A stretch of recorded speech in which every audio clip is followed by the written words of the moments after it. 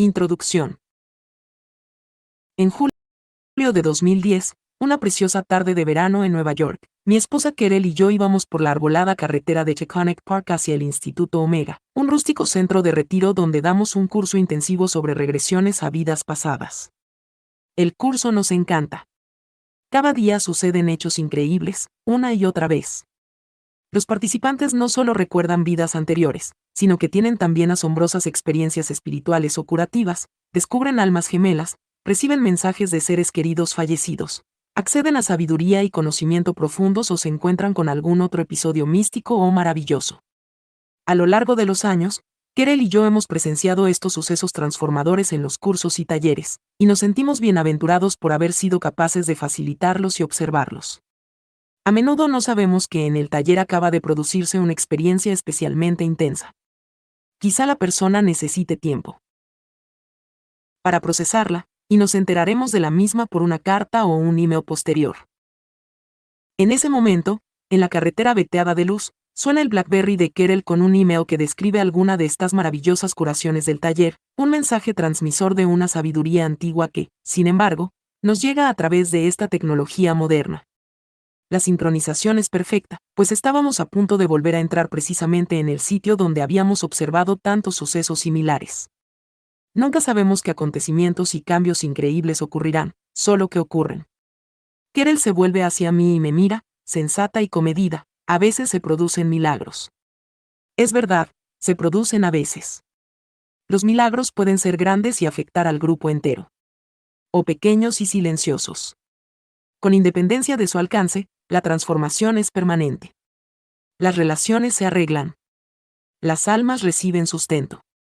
Las vidas adquieren un significado nuevo y más profundo. Los milagros ocurren. A mí me pasó un milagro el día en que una paciente llamada Catherine entró en mi consulta y me introdujo en todo un universo espiritual, cuya existencia yo ni había imaginado. Mis primeros libros contienen una descripción muy detallada de sus experiencias, y explican cómo su vida quedó permanentemente alterada para mejor a raíz de aquello. Mi propia vida se vio afectada al menos en la misma medida. Antes de sacar a la luz sus asombrosos recuerdos de vidas pasadas, yo había sido un académico obsesivo-compulsivo, de cerebro izquierdo. Me había licenciado magna cum laude en química en la Universidad de Columbia y era miembro de Phi Beta Kappa. Saqué, asimismo, mi título de médico en la Facultad de Medicina de la Universidad de Yale, donde fui jefe de residentes en psiquiatría.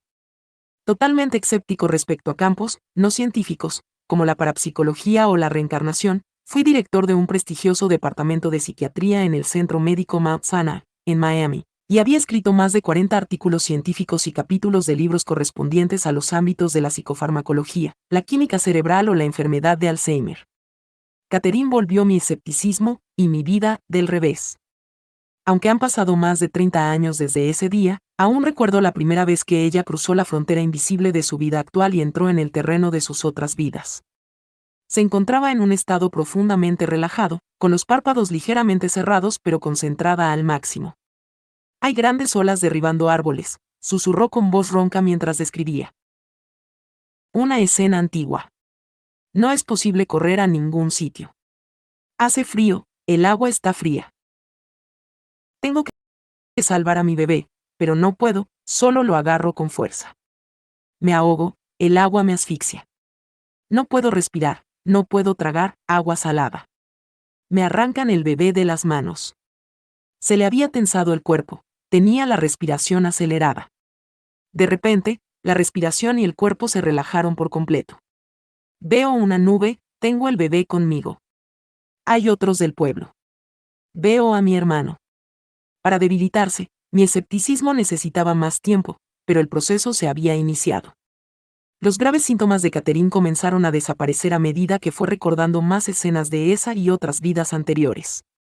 Yo sabía que la imaginación no podía disolver esos síntomas crónicos, que eso solo podían hacerlo los recuerdos reales. Catherine pasó a recordar muchos hechos y detalles históricos de sus vidas pasadas, que a veces fuimos capaces de confirmar. También refirió verdades privadas de mi propia vida, que había llegado a conocer o descubrir por algún medio misterioso. Me contaba esos hechos personales mientras flotaba en ese estado deliciosamente distendido entre vidas físicas distintas. Esos poderosos encuentros probatorios con Catherine empezaron a abrirme la mente y a eliminar mis dudas. Conocí a otros clínicos acreditados que realizaban regresiones e investigación al respecto, y aún quedé más convencido. Desde que en 1988 se publicara mi primer libro, Muchas vidas, muchos maestros, he tratado a más de 4.000 pacientes individuales mediante terapia de regresión a vidas pasadas, y a muchísimos más en grupos grandes durante mis talleres experienciales. Cada caso valida y confirma, enseña y amplía. Cada caso desvela algo más del misterio de la vida. En todo este tiempo, he conocido a pioneros y lumbreras de las vidas pasadas de todas partes del mundo. Donde antaño hubiera incredulidad, hay ahora sabiduría y conocimiento cuidadosamente reunido. Las historias de este libro impulsarán al lector por el mismo camino y lo conducirán desde la duda hasta el descubrimiento. Solo hay que abrir la mente y dejar que empiece este viaje maravilloso. En los talleres que dirijo, aproximadamente 2/3 partes de los asistentes recuerdan satisfactoriamente episodios de vidas anteriores. Sus recuerdos y evocaciones suelen curar enfermedades físicas y emocionales. Los síntomas aclaran dudas aunque el recuerdo no sea del todo preciso, pues un error al recordar no niega la verdad o la importancia de lo recordado. Por ejemplo, en una regresión una persona puede recordar el trauma, el caos o incluso toda la reacción emocional de su madre cuando, con 3 años de edad y corriendo por la calle, casi fue atropellada por un Buick negro. Si lo verifica con la madre, resulta que el coche era un Cadillac azul marino. Por lo demás, el resto de la remembranza es exacto. Este pequeño grado de distorsión es aceptable. La memoria no es un viaje literal en el tiempo. Y si al describir el recuerdo del accidente usamos una palabra que no aprendimos hasta los 12 años, tampoco pasa nada.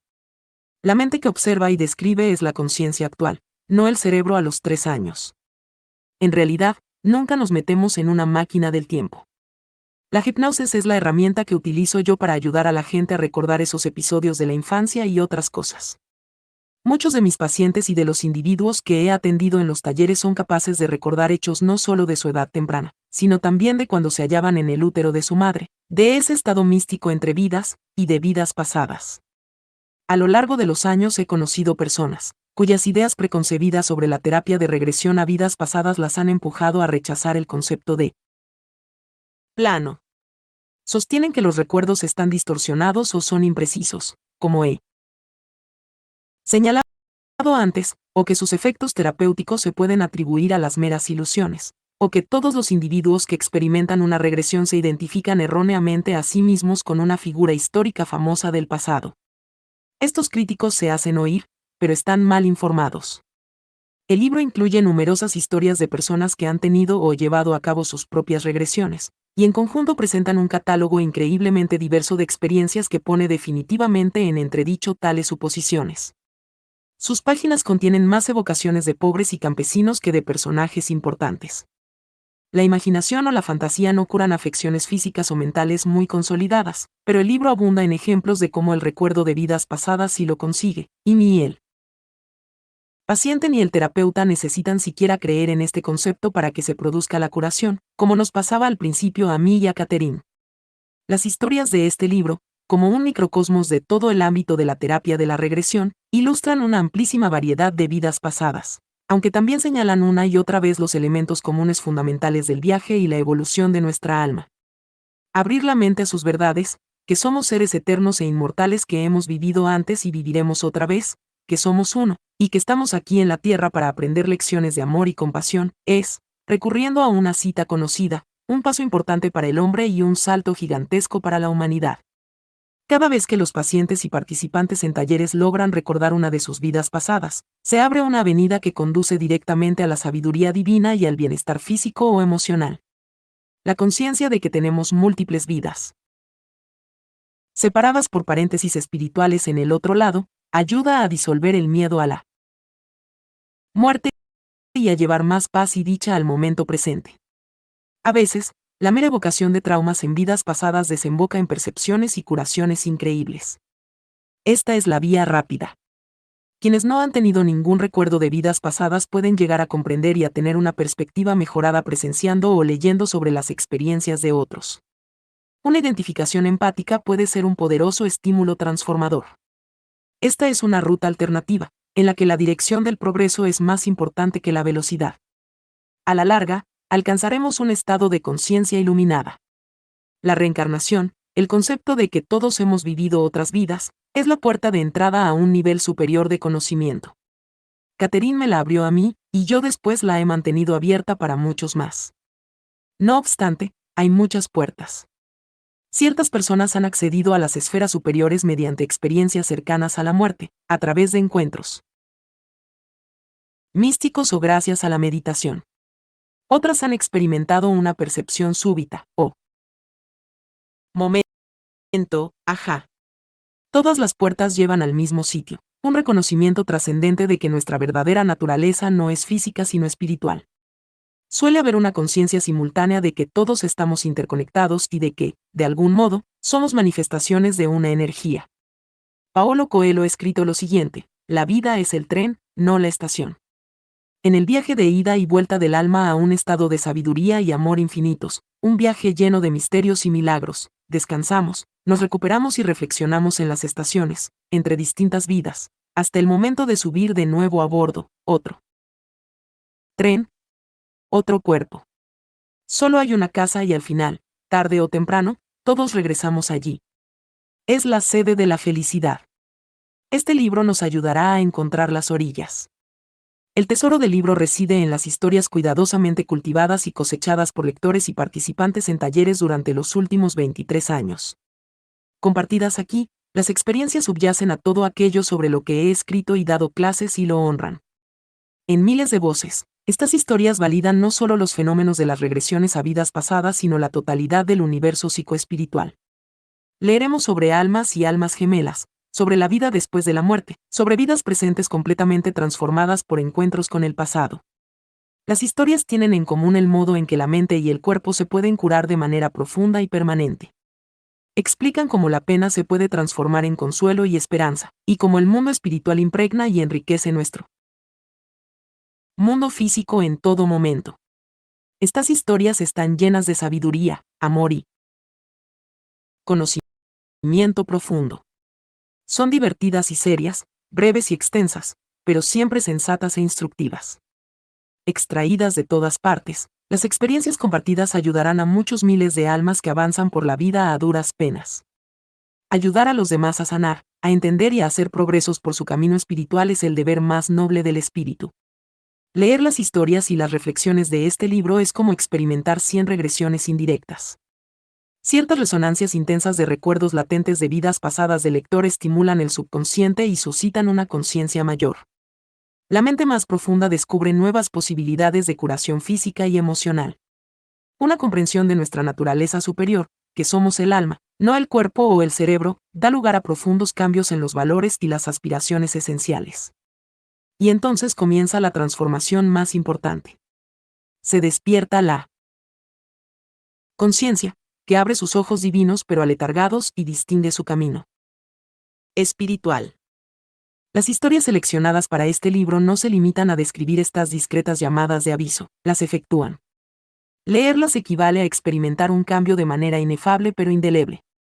En ese momento del despertar, cuando descubrimos nuestra naturaleza intrínseca como seres eternos, desaparece la duda. Como si un viejo alquimista nos hubiera echado encima sus polvos mágicos, el miedo se transmuta para siempre en paz interior, la desesperación en esperanza, la tristeza en alegría, el odio en amor. En el plano del alma puede pasar todo. Las palabras tienen su propio poder alquímico. Este libro no es una recopilación de historias, sino una colección de posibilidades transformadoras. Leyendo sobre experiencias de regresión de otros y estableciendo lazos de empatía, alcanzamos una profunda conexión con su inmensa sabiduría. Se crea y se fortalece gradualmente un vínculo con un proceso cósmico increíblemente sabio y afectuoso, una historia tras otra. Cada una de las escogidas para este libro facilita estos lazos empáticos y procura percepciones accesibles de la naturaleza más profunda de nuestra alma, nuestra finalidad en la tierra y nuestra capacidad sanadora. Espero que mis comentarios ayuden a aclarar estos temas. Como ya hemos visto al leer sobre encuentros místicos de otros, ha aumentado la probabilidad de tener uno propio. Las historias ponen la mesa, Y ya puede entrar el invitado especial. Alumbran toda una filosofía metafísica. Los conceptos de reencarnación y regresión a vidas pasadas ponen de manifiesto la realidad y la esencia de nuestro yo y nuestra finalidad superiores. Todos podemos valernos de las técnicas y las enseñanzas observadas en los capítulos siguientes para mejorar nuestra vida, seguir por nuestro camino espiritual, experimentar más amor y felicidad ahora mismo, y comprender que no hay por qué tener miedo, pues somos inmortales. Somos solo almas. Mi hija Emi es terapeuta además de escritora y editora. Entre ella y yo recogimos centenares de informes de personas que tenían un recuerdo significativo que compartir. Leímos y releímos atentamente uno tras otro, y seleccionamos los que, a nuestro juicio, ponían de relieve una cuestión importante, proporcionaban una plataforma didáctica y, ante todo, iluminaban nuestras lecciones de vida comunes. Su belleza y sus percepciones eran tema habitual de conversación en la mesa familiar. Emi y yo trabajamos en equipo para escribir juntos este libro. A veces, mis palabras dan poesía y finalidad a sus pensamientos. A veces, sus palabras dan forma y final a los míos, pero en todo momento unas y otras se entrelazan a la perfección. Trabajar con ella en este proyecto ha sido una bendición y un placer. En cualquier caso, los colaboradores más importantes son, con mucho, los autores de las historias. Si ellos no hubieran transmitido sus experiencias de modo sincero, valiente y elocuente, el libro no habría visto la luz. Sin ellos no habría palabras. Han sido la inspiración para la creación de la obra y el conducto para sus curaciones. Este libro no está necesariamente concebido para ser leído de una sentada, pues hay profusión de historias cargadas de lecciones. Deambulemos pausadamente por su sabiduría. Demorémonos en ellas un rato. Sintamos sus emociones y texturas. Quizás encontremos paralelismos con nuestras propias experiencias vitales, que merecerá la pena dedicar tiempo a explorar. Releámoslas todas las veces que haga falta. Cada vez que yo lo hago, descubro indefectiblemente nuevos y más profundos niveles de significado. También advertiremos enseguida que estas historias no tratan solo de vidas pasadas. Como he mencionado, la reencarnación es una entrada a una conciencia ampliada y a panoramas asombrosamente fértiles de conocimiento y sabiduría. Lo que hay al otro lado de la puerta es más importante que la puerta, aunque en sí misma ésta sea fabulosa. Las historias que nos disponemos a leer son ejemplos de nuestro inexorable avance hacia la perfección espiritual. Señalan el camino, iluminan los pasos. Son como joyas de múltiples facetas pensadas para ser compartidas. Las facetas de una parecen plasmarse en todas las demás. Aunque he creado capítulos, en realidad las joyas se reflejan unas en otras, por lo que podemos localizarlas en cualquier parte, como gemas holográficas. Años atrás imaginaba a los seres humanos como joyas así, imagen que describí en muchas vidas, muchos maestros. Es como si dentro de cada persona se pudiera encontrar un gran diamante. Imaginemos un diamante de un palmo de longitud. Ese diamante tiene 1000 facetas, pero todas están cubiertas de polvo y brea. La misión de cada alma es limpiar cada una de esas facetas hasta que la superficie esté brillante y pueda reflejar un arco iris de colores. Ahora bien, algunos han limpiado muchas facetas y relucen con intensidad. Otros solo han logrado limpiar unas pocas, que no brillan tanto. Sin embargo, por debajo del polvo, cada persona posee en su pecho un luminoso diamante, con 1000 facetas refulgentes. El diamante es perfecto, sin un defecto. La única diferencia entre las diferentes personas es el número de facetas que han limpiado. Pero cada diamante es el mismo y cada uno es perfecto. Cuando todas las facetas estén limpias y brillen en un espectro de luces, el diamante volverá a la energía pura que fue en su origen. La luz permanecerá. Es como si el proceso requerido para hacer el diamante se invirtiera, liberada ya toda la presión. La energía pura existe en el arco iris de luces, y las luces poseen conciencia y conocimiento. Y todos los diamantes son perfectos. He aquí más diamantes. 1. Todos estamos conectados. Una vez, estando en un taller con un grupo grande, advertí una pequeña cartulina en la que había escrito un poema u oración. La naturaleza de Buda impregna el universo entero, existe aquí mismo y ahora. Dedico el mérito de esta práctica a todos los seres sensibles. Juntos haremos realidad la liberación. Mientras leía estas palabras me di cuenta de que esto es verdad para todos y para todo. Si así lo preferimos, podemos sustituir naturaleza de Buda por la palabra amor, Dios, Jesús, poder superior o cualquier otra figura espiritual. Da lo mismo. Se refiere simplemente a una energía amable, sabia y afectuosa, quizá con atributos que ceden a nuestra comprensión, que llena los átomos, las moléculas y las partículas energéticas del universo entero. Una energía de la que estamos hechos y a partir de la cual, en cierto sentido, nos hemos condensado. Esta energía, esta naturaleza de Buda o de Dios, existe justo aquí y ahora, en todo tiempo y lugar.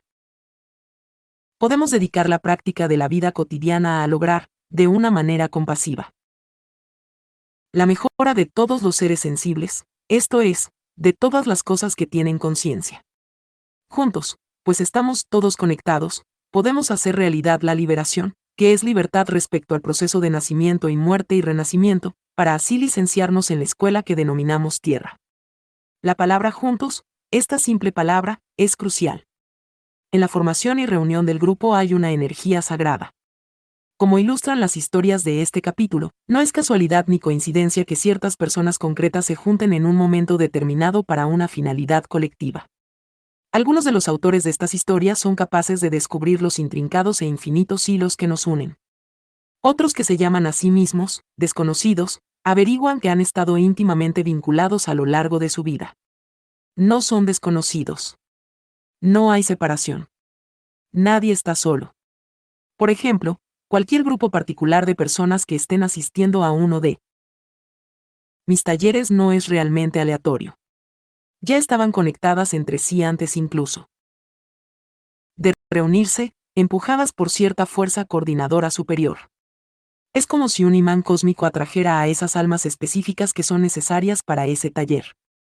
Se congregan almas gemelas y otras personas, algunas de las cuales han compartido vidas pasadas pero en la presente aún no se han conocido. Estas uniones son en realidad, reuniones. Recuerdo que, mientras miraba la cartulina, pensé, qué importante es esta pequeña oración.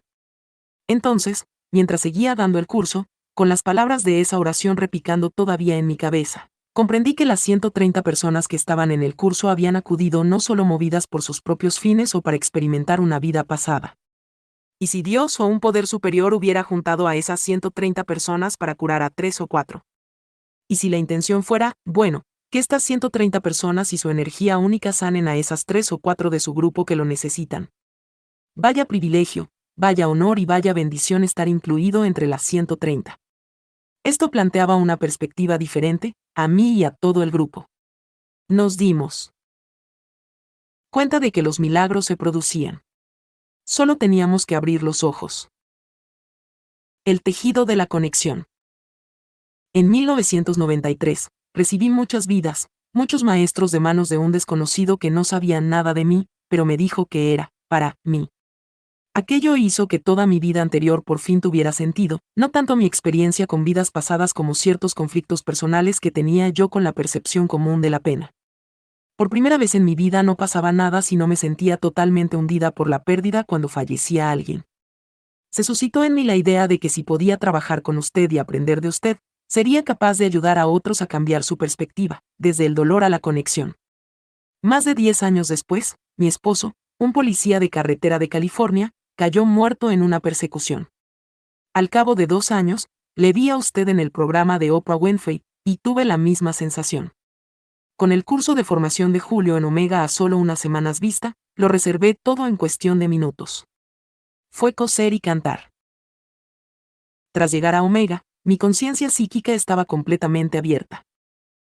Como no lo había estado antes. Yo era consciente de mi conexión no solo con los demás, sino también con las plantas y los animalitos. Usted llevó a cabo conmigo una regresión frente a todo el grupo. Como hizo una inducción rápida, vi enseguida la palabra, abrevadero, galopando por mi conciencia y luego al abrevadero real que teníamos para el agua de los caballos en la granja donde me había criado. Fui conducida al recuerdo de infancia de vernos obligados por las circunstancias a vender nuestros queridos caballos. Recordé la aflicción que eso causara a mi padre, Había contado a mi madre que por instinto sabía que no debía vender los caballos a ese comprador concreto, y no había hecho caso de esos instintos con gran pesar. Yo había tomado la decisión consciente de no llorar para así ahorrar a mi padre cualquier culpa adicional. A partir de ese momento hasta que me senté con usted en Omega, la tristeza relacionada con ese incidente había permanecido dentro de mí, profunda y anónima. Mientras describía lo sucedido, el dolor me subía desde el diafragma con cada exhalación. La combinación de conmoción absoluta y alivio era indescriptible. Pasé a un recuerdo del nacimiento de mi hijo, cuando mis instintos me gritaron durante semanas que algo iba mal, pese a lo cual me dejé convencer una y otra vez por el médico de que eran simples manías mías. Por fin, le supliqué que me provocara el parto y él accedió de mala gana. Tras llegar al hospital, me llevaron a una sección de cesáreas urgentes. Mi hijo tuvo que ser resucitado, pues la gangrena había infectado la placenta y el cordón umbilical. Al día siguiente, cuando el niño ya estaba lo bastante estable para que yo pudiera sostenerlo, lo miré y vi sus deditos manchados. Supe que, al pasar por alto mi intuición, en la que debía haber confiado tanto como en el aire que respiro, había fallado en mi primer test real como madre. Me puse a llorar de ira, tristeza y frustración, como mi padre cuando vendiera los caballos. En ese preciso momento, mi hijo empezó a inquietarse y a moverse incómodo, y caí en la cuenta de que él percibía mi aflicción.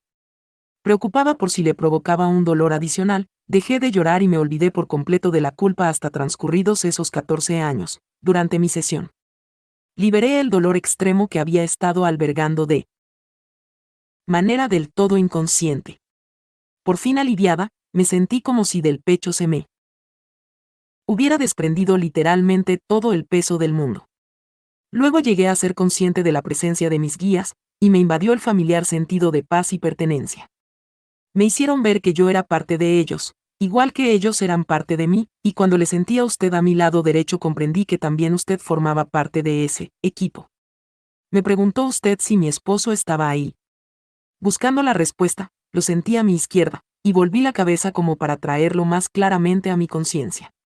Y justo al volverme, también lo sentí delante. Volví la cabeza hacia adelante solo para percibirlo en la derecha sin dejar de estar delante y en la izquierda. Está en todas partes, dije mientras me daba cuenta de lo que había estado sintiendo. Tras oír esto, las 130 personas de la sala exhalaron un suspiro colectivo. Fui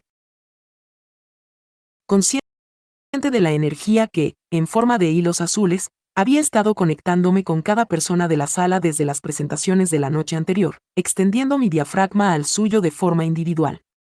Cuando suspiraron todos en respuesta a sus propias emociones, agitadas por haber compartido mi conciencia de la presencia de mi esposo, los hilos salieron disparados de cada uno, yendo de uno a otro, en un tejido de conexión hermoso, sencillo y a la vez complicado.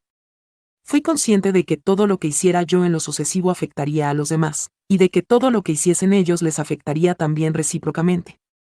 La conciencia que tenía yo era, sana a los sanadores, con la convicción de que en nuestra conexión estaba nuestra fuerza. Sintonicé de nuevo para oírle a usted preguntar si mis guías seguían presentes.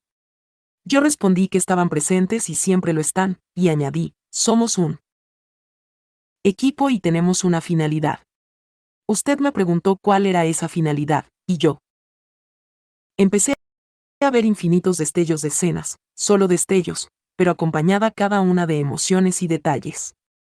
Las pocas que pude captar incluían a un preso sentado en el borde de la litera con la cabeza entre las manos, sintiendo más dolor, miedo y enojo hacia sí mismo del que ninguna de sus víctimas habría podido jamás imaginar, pues ni siquiera él sabía por qué hizo las cosas que hizo, con lo cual no podía confiar en sus propias acciones.